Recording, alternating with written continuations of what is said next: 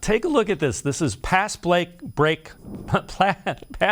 win rate. Wow, easy for me to say. And Jedrick Wills, 96%, has the second highest pass block win rate for tackles in the NFL. And take a look, James Hudson, who filled in, down at 7.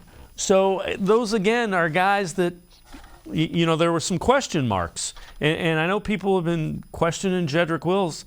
If you're winning pass blocking as a tackle at a 96% clip, your passing is going to be pretty effective. That was the problem last year. They weren't winning at the tackles. There was pressure coming in from the outside and getting to the quarterback. They're winning at the tackle position, and it's with predominantly 2 young guys. It'll change now with Conklin coming back.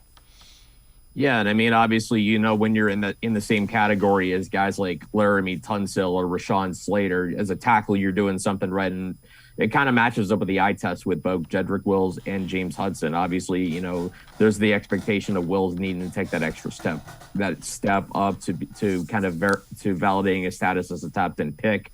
He's been good. I mean, he hasn't been elite, but he's been good, more than good enough to get the job done on that left side, keeping Jacoby Brissett pretty upright. He hasn't really gotten beat too many times. I think he got beat once by Alex Highsmith against the Steelers on Thursday night.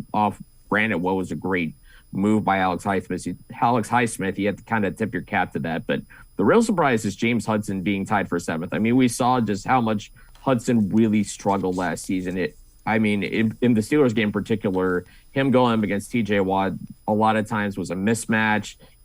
Hudson just looked out of his element last year. This year just looks so much better. I mean, it matches up with the eye test because, watching the first 2 games when he filled in for Jack Conklin, you really never noticed James Hudson too much. And when you're talking about offensive linemen, that's a good thing because typically when you're getting noticed, when your name is being called, when your number is being called, that's when the official's calling you for a penalty, whether it's a holding or illegal downfield or something like that. We really haven't seen that with Hudson.